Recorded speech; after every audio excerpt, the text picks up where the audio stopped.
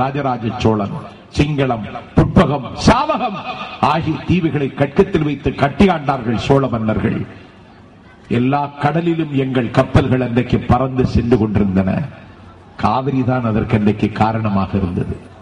வீட்டு வாசல்ல நெல்லை காய போட்டிருந்தா காவிரி கரை ஓரத்துல நெல்லை கொத்த வருகிற கோழியிடமிருந்து நெல்லை பாதுகாப்பதற்கு ஒரு கிழவியை நியமிச்சிருந்தா இல்லற தலைவி. நெல்லை கொத்த கோழி வருகிறது, கோழியை விரட்டுவதற்கு அந்த கிழவி தன் காதில் கிடந்த தங்கத்தால் செய்த மகர குலையை எடுத்து எறிந்தாள் என்று நான் இலக்கியத்தில் படித்திருக்கிறேன். அப்படி முப்போகம் விளைந்த பூமி இன்றைக்கு வறண்டு கிடக்கிறது, தண்ணீர் வரவில்லை. எம்ஜிஆர் காலத்திலும் இந்த நிலைமை நீடித்தது. எம்ஜிஆர் ஒரு நாள் பேசாமல் இருந்தாரா?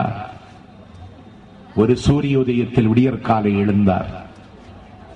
பொதுப்பணித்துறை அதிகாரியை மட்டும் அழைத்துக் கொண்டு பாதுகாப்பு அதிகாரிக்கு கூட தகவல் சொல்லாமல் சிட்டன பறந்து ராமாவரம் தோட்டத்தில் இந்த மீனம்பாக்கம் விமான நிலையம் வந்து ஓபன் டிக்கெட் வாங்கிட்டு பெங்களூருக்கு போய் இறங்கினார் எம்ஜிஆர். இந்தியாவில் நட்சத்திர தகுதி பெற்ற தலைவன் பெங்களூர் விமான நிலையத்தில் எந்த பரபரப்பும் இல்லாமல் போய் இறங்குகிறார். பெங்களூர் விமான நிலையம் பரபரப்படைகிறது. நட்சத்திர தகுதியுள்ள எம்ஜிஆர் பெங்களூருக்கு ஏன் வந்தார் என்று மக்கள் முற்றுகையிடுவதற்கு முன்னாலே எம்ஜிஆர் அந்த விமான நிலையத்தில் இருந்து வெளியேறினார். வாடகை கார் பிடித்துக் கொண்டு குன்றாவ் என்கிற முதலமைச்சரின் வீட்டு வாசலில் கார் போய் நிற்கிறது.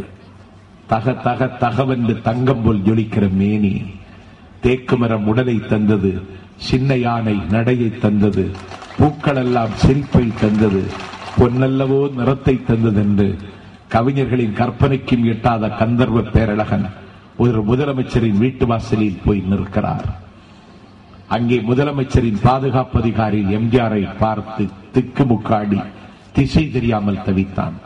ஐயா, நீங்கள் வருகிற தகவல் எனக்கு சொல்லப்படவில்லை, நான் மறந்துட்டேனே என்னமோ, நேற்று நான் லவுன்ஸ் போட்டுட்டேன், அதுல மறந்தனே என்னமோ தெரியல ஐயா அப்படின்னு அவன் கதர்னான்.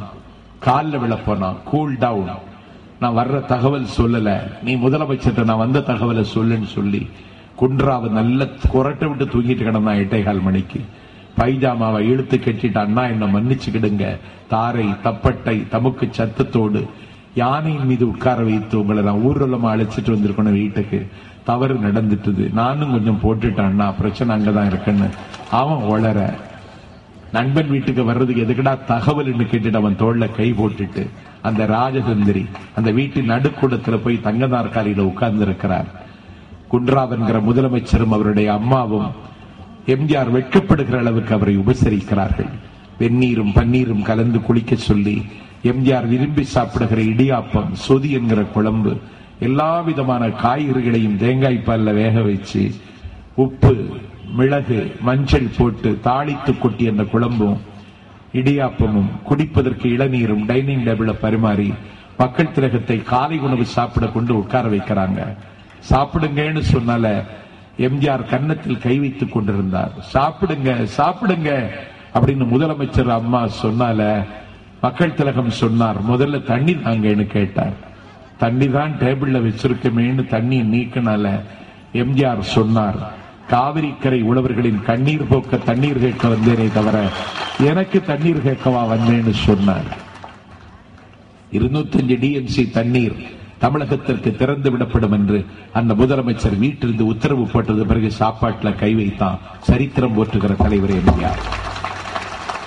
அதனாலதான் அவருடைய பிறந்த நாளை நாம் கொண்டாடுகிறோம். அவர் உயிரோடு இல்லை, ஆனால் இருப்பதாக நாம் கருதுகிறோம்.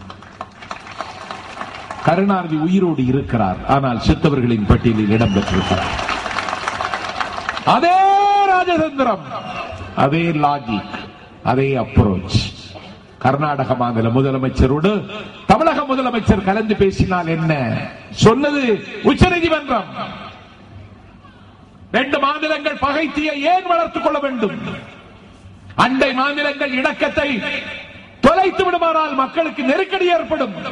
காடு விற்று, கரும்பு தோட்டம் விற்று, கையில் கிடக்கிற வளையலை விற்று, காதில் ஒளி வீசுகிற கம்மலை விற்று பட்டம் பெற்றிருக்கிற நம்முடைய ஆயிரக்கணக்கான வீட்டு பிள்ளைகள் பெங்களூரிலே பணியாற்றிக் கொண்டிருக்கிறார்கள். பெங்களூர் ஒரு காலத்தில் எங்களூர், கோலார் தங்க வயல் எங்கள் வயல். மொழிவாரி மாநிலம் பிரிக்கப்பட்ட பொழுது பெங்களூர் எங்களிடமிருந்து எடுக்கப்பட்டது. கோலார் தங்கவயல் கர்நாடகத்துக்கு கொடுக்கப்பட்டது.